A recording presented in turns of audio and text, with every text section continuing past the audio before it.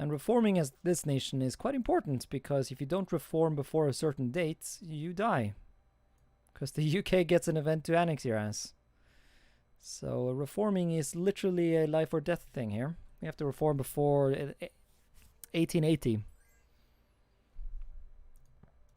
The Qing Empire wants to have access. Yes, quite. I actually kind of want to pay attention here. I want to see like what kind of...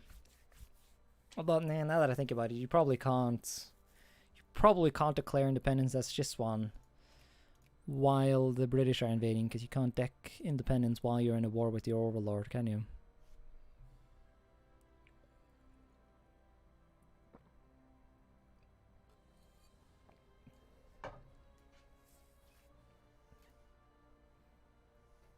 Yeah.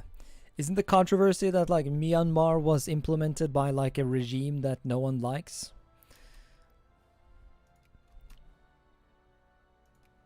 So even the Burmese themselves are having like mixed feelings about whether or not it should be called Burma or Myanmar. Burma feels like it's just smoother and nicer, but fuck do I know.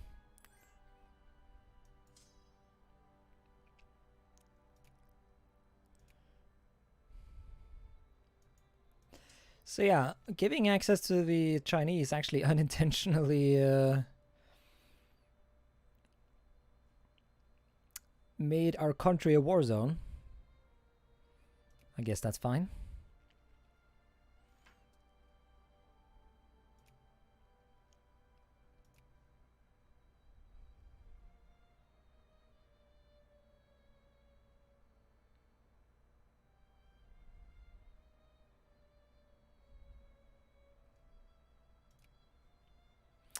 We are feared by the British, for those who don't know, but the sad part is they don't want to ally me.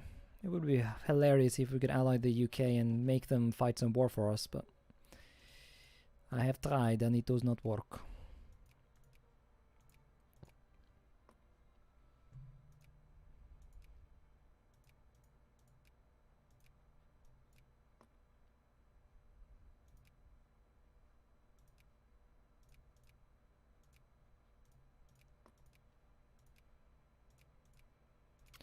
Also, one of the meme things that I didn't even know about when I decided to play this nation, but I know now, is the fact that, as I did sort of mention, there is a, you can unite Southeast Asia as Suvarnabhumi. Long Son. I need to stop taking those options. I need to just let my people have some fucking opium. Can't afford this militancy. Yeah, so basically, I don't actually plan to do any more blobbing for the most part in Southeast Asia. Because if things go according to plan, we should be able to unify this whole region through spearing and stuff like that. Which is why I am asking, like, oh, I wonder where we should expand. That and the fact that, we can't take this province from Vietnam because the French get an event to annex that. And us taking it from them does not stop the French. I would like another war against Siam, but they tend to get feared by the United States or Britain. Plus their army is still pretty strong, so it would be a bit of a meme.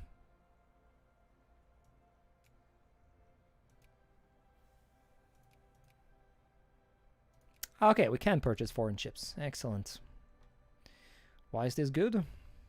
Well, I will show you. So while you are a sphere buddy of a greater power, you can purchase reforms from them. The reason that's so good is because it costs 1,000 research points and 10,000 money, but normally it would cost 7,000, so it's a pretty good discount. So we're going to do that right now, even if we do need to save research points for the university reform, which is obviously the thing you always need to do first. But taking this one is also good because it gives you research points when conquering, which obviously we should probably have done before we took Vietnam, but because we needed to take Vietnam before they got a new color on a new flag and thus moved their capital north, kind of did need to just do that. I don't know. All of Southeast Asia seems to be an obsession of the United States. It is weird, to say the least. But yeah, I guess because I honestly can't think of anything better, we'll probably go and attempt to establish Burmese Somalia down the line. Could potentially give us a springboard to go into Ethiopia, but that's unlikely considering how strong they are compared to us. I remember conquering Madagascar as Vietnam when I played them, but most likely it's going to be spared by the French by the time our infamy drops down low enough.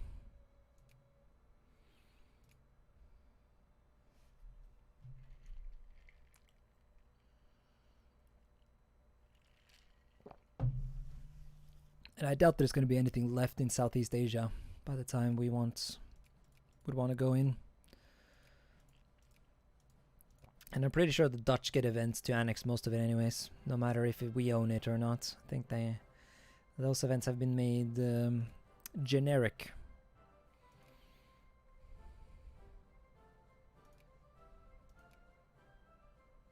So yeah, the Chinese do lose some brigades in their fight against the Chinese, but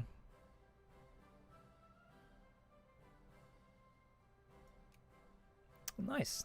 We actually lost a decent bit of militancy then. So the worst enemy of any unciv in this cursed game is your own rebels. Mod speed go brr, yeah. HFME is not famous for its speediness.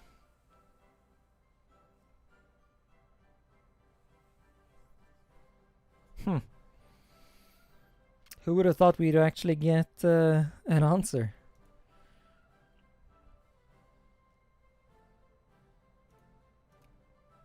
Also, I think one of the mod devs, so one of the reasons the mod runs so slowly is because they coded in like 10 different Albanian revolts. So yeah, there's a lot of bloat. But this is the only mod that I know of that lets us form Suvarnabhumi, so I like how the unification event is called Slavic Unification as well. Good job, modders.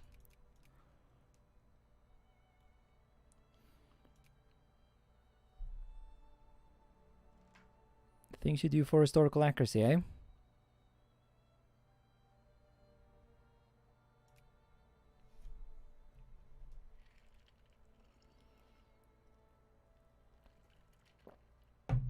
Yeah, I think there is an event in the game, isn't there? Like, or a decision as the Siam to send an elephant to the United States. Do you think I remember something like that?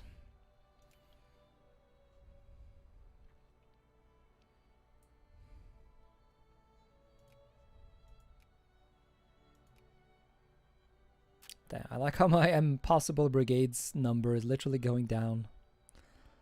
Good times, good times.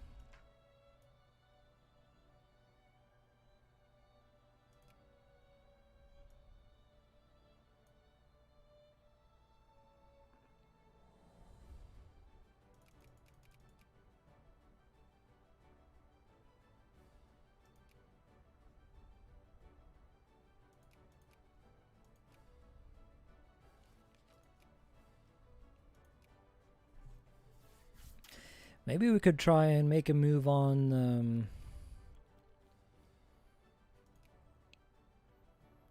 fucking Yemen.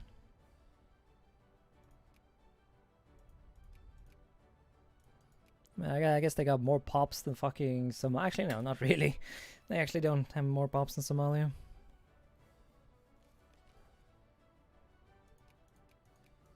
The big shitpost would be if we can go into the Congo, but honestly, I fear the rebels will be such a meme that I'm not sure it would be worth it. Congo looks playable now? Eh. Won't they get like automatically event memed? Although presumably you can avoid that if you can civilize before 1880, but It does sound very difficult. They do start at 0%, plus they have the penalty for not having a writing system. I think there is an event that lets you get a writing system for free, basically, but I'm pretty sure that's a really rare one. I mean, even we're going to be struggling to civilize by 1880. God, that is loud. That is so loud. What the fuck? But yeah, thanks for the follow. Restart ZX. I don't know why the bloody volume went up there.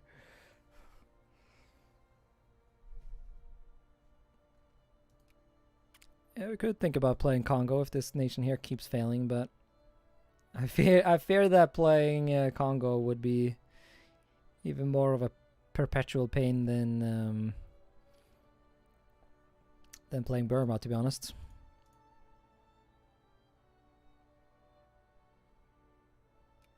From what I've understood, though, they've added more stuff to, you know how you can form the there's a formable nation in this region. Supposedly they've added like a super formable that lets you unify like almost all of West Africa into some sort of Giga Africa caliphate of sorts.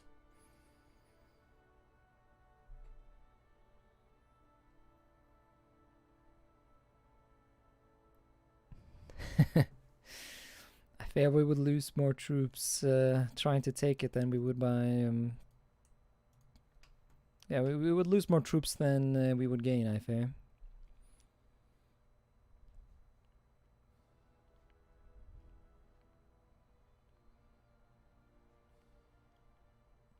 If I remember, they have a single coal province. Though looking at it now, I can't see anything. It might be that they change this later. I know there's a bunch of events in Africa that once it's colonized, the RGOs change. Decent iron down in Congo, though. Yeah, this is a really good iron province. Definitely need to create a Suvarnabhumi Burmese Congolese acquisition. Maybe we can get the Congo concession or whatever the fuck it's called again.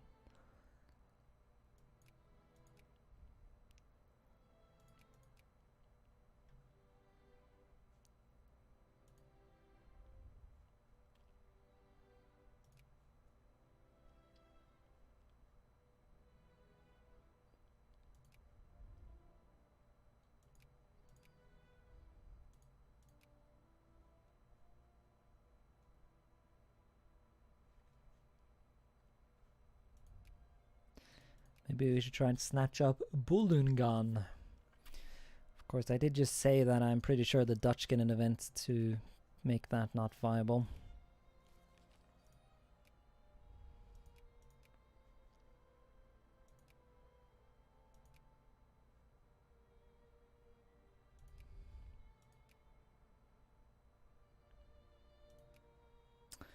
Could actually plan another war against Siam at this point.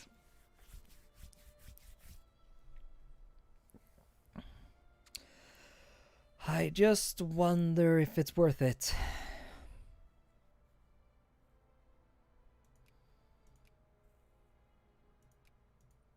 Because like our main problem here is the fact that we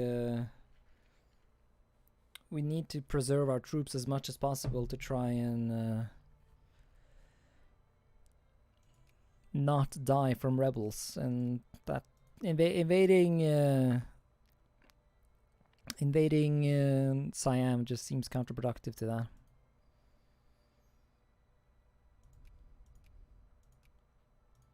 Could try puppeting them, I guess, but that would just make me forced to fight their rebels as well, which doesn't sound like fun.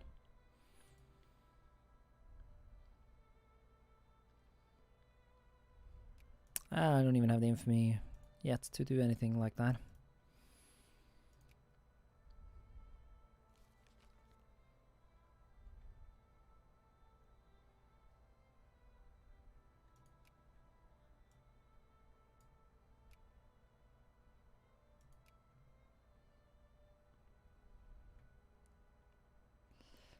I think if I'm going to further expand in Southeast Asia, I would just go invade Vietnam again. Make them release Cambodia for me.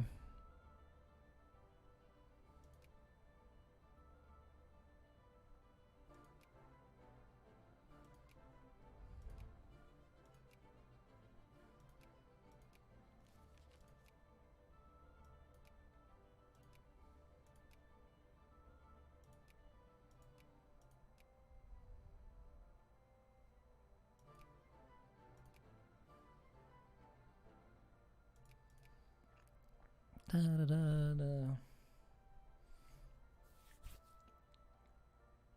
Ah yes, glorious waiting simulator.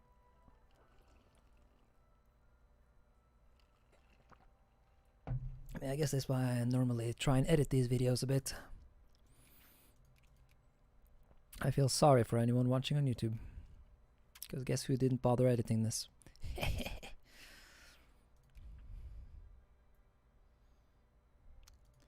California Republic. I wonder how playable that would be in this. I remember obsessively playing the California Republic when I first bought this game. I'm not sure I remember why exactly I was so fond of them.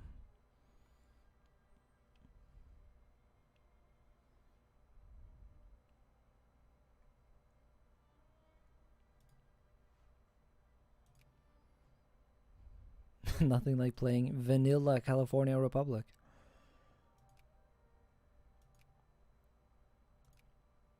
Sitting around being confused by you can't build factories.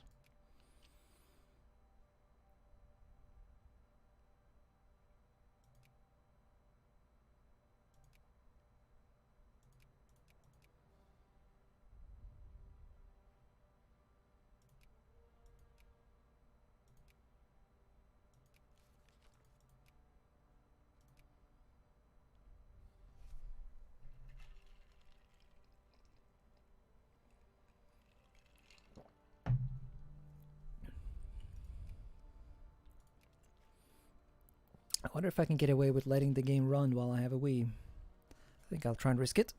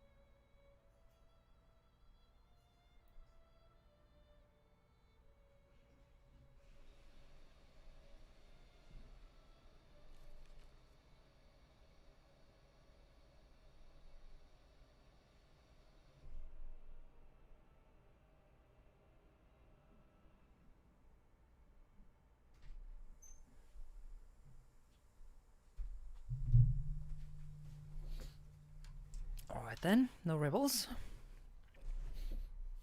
Not yet anyways. Have they gotten far? Plus 3 brigades. That should be manageable.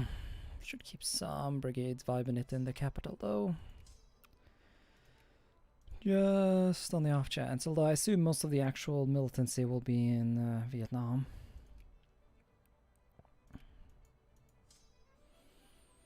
That is sort of the big meme as an unciv, isn't it?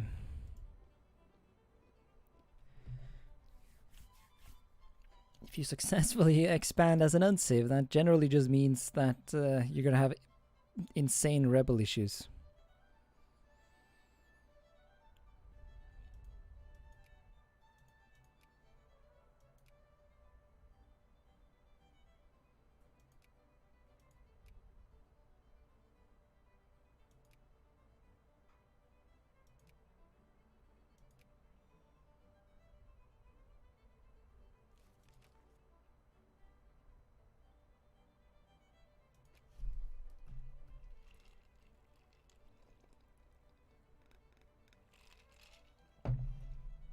Because Japan has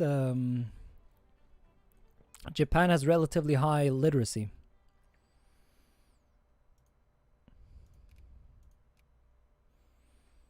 I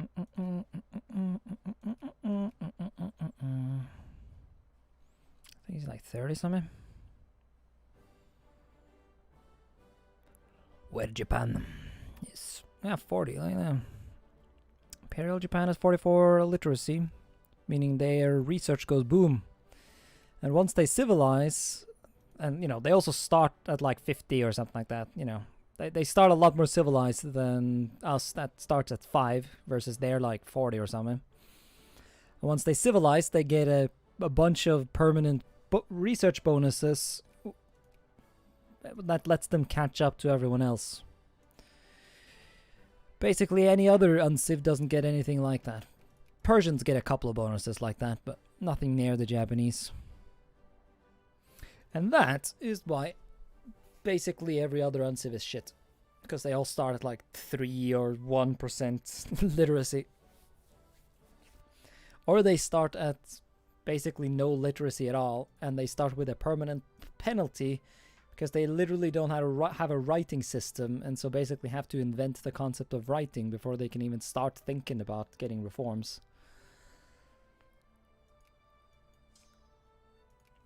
Good times.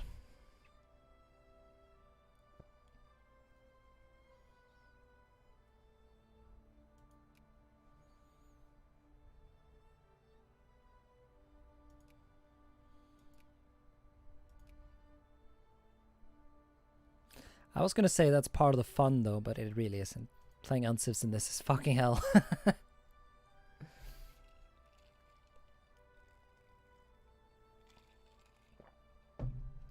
Try play Persia in DoD, then you'll know what hell is.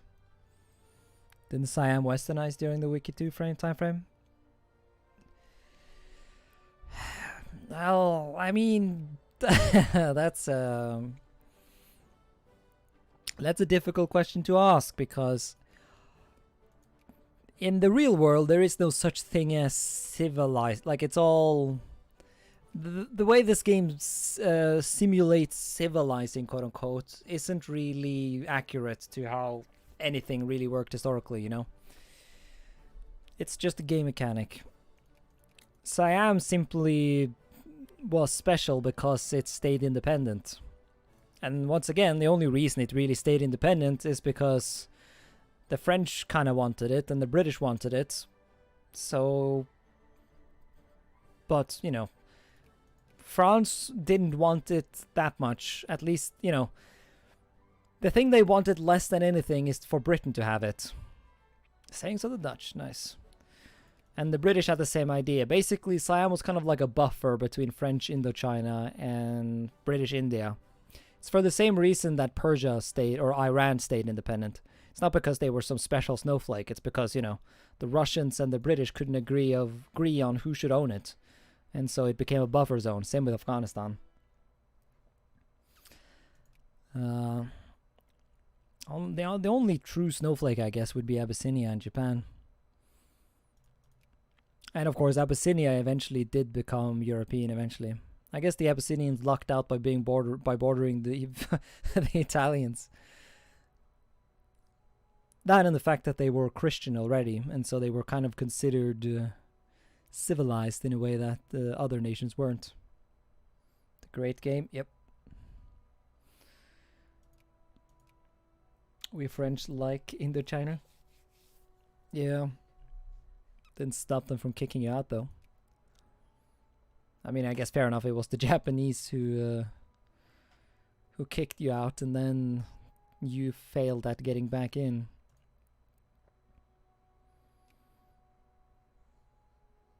But you probably would have been kicked out eventually, considering, you know, you got kicked out of Algeria.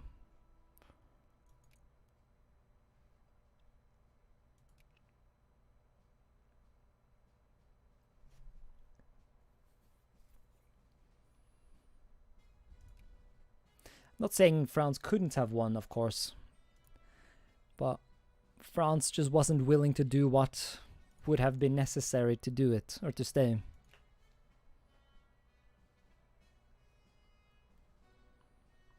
Ironic. The Algerians kick the French out of Algeria, and then the Algerians are now colonizing France. How the turntables.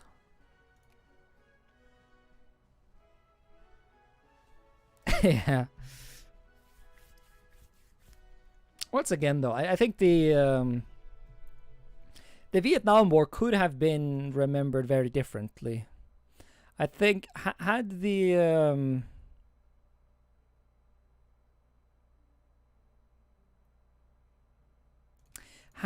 Vietnam War been a victory, today we would have remembered the Vietnam War as something glorious. Once again, it's not that the Vietnam was inherently bad, or the Vietnam War was inherently bad. The only bad thing about the Vietnam War was the fact that they lost, I guess. And seriously, there goes my fucking troops. God damn it. So much for me thinking the fact that I was better at preserving my troops earlier on would help me out here. Our troops are getting wrecked by simply sitting around not being paid, I guess, which is fair enough. Because, you know, the other Vietnam War, the Korean War, well, the US sort of won that. And today we have South Korea, which is generally considered a nice thing. If the United States had successfully kept South Vietnam as a thing, it's not unlikely that they would have turned... Well, I would give it like a 50-50 that they would have turned out as a nice nation. They might have just become another shithole, but...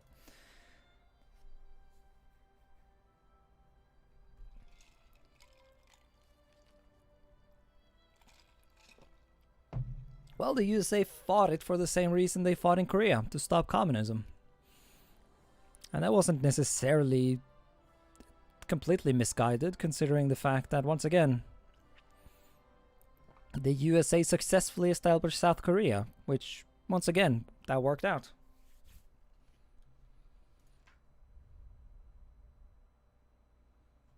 The United States successfully protected Taiwan, which has also worked out.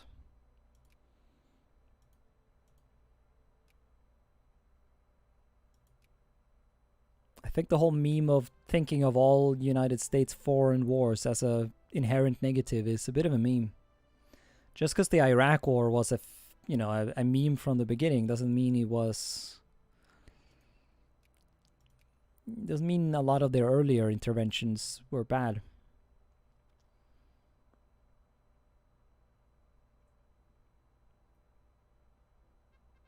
Chinese into oblivion, I don't exactly think it was. The problem wasn't the Chinese. It's that if the United States started nuking China, then the Soviet Union wouldn't have liked that. Basically, they couldn't afford to escalate it. Let's just put, like, if the Americans could have nuked the Chinese to hell and gotten away with it, they would. But I guess the government at the time realized that, yeah, no, we can't get away with it, and so we shan't. So yeah, good on the American president for, you know, not starting nuclear war.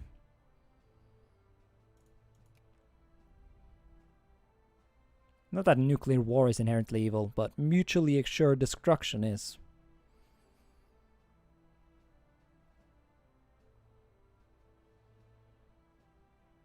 Yeah, once again, the USA definitely would have nuked the hell out of Vietnam if it would have been good, or if it would have done anything nice, you know. But trying to use nukes to win the Vietnam War would have just escalated things to the point of, you know, pissing, like, you know, it would be like the Russians using nukes in Afghanistan. It just wouldn't have, it would have been a level of escalation of the Cold War that just wouldn't, the other great power wouldn't have stood by it.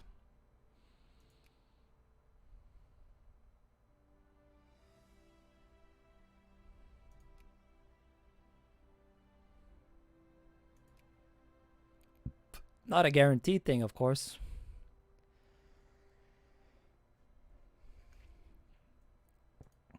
Like, they could have gotten, like, they could have nuked, like, you know, the Chinese and unified Korea, but it's like,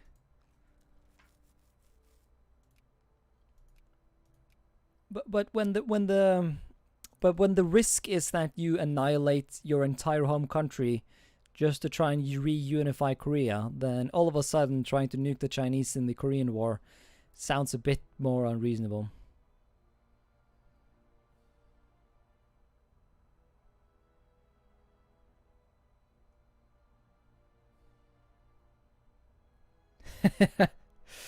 Empire, I mean, I was gonna say I think I've seen that before. Yeah, I've seen that before. I think in the first ever Anbenar game I played, they went Core Knight. I think. I don't really remember. Maybe I never actually got to that part. It's disgusting. Wasn't it you who liked Core Knight? Nah, maybe that was someone else. I don't remember. But yeah, Core Knight is a meme. Fucking simps. Go simp somewhere else.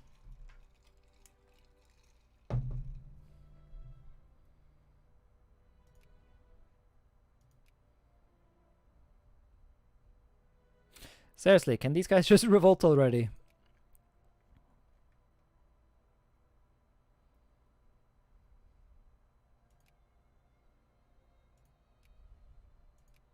Before I lose any more men. Once my army starts disbanding itself, then we're going to be in some trouble.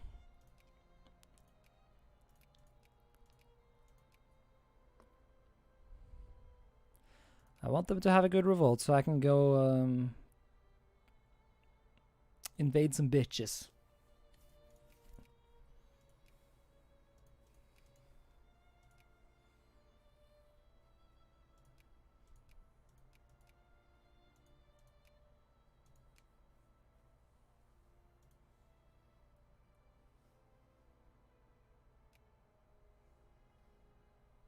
Yeah, I mean, to be fair, nukes don't create that much radiation compared to stuff like Chernobyl and Fukushima and stuff like that. It's not really on the same level. You know what? Let's try a quickie against Vietnam here. I just kind of... I at least want the opportunity to conquer Cambodia. And I know we're about to have a revolution and all that, but we'll try and make this quick. In and out of Vietnam. This is surely not going to drag on to a massive war and be a mistake, eh? No. To be sure. To be sure.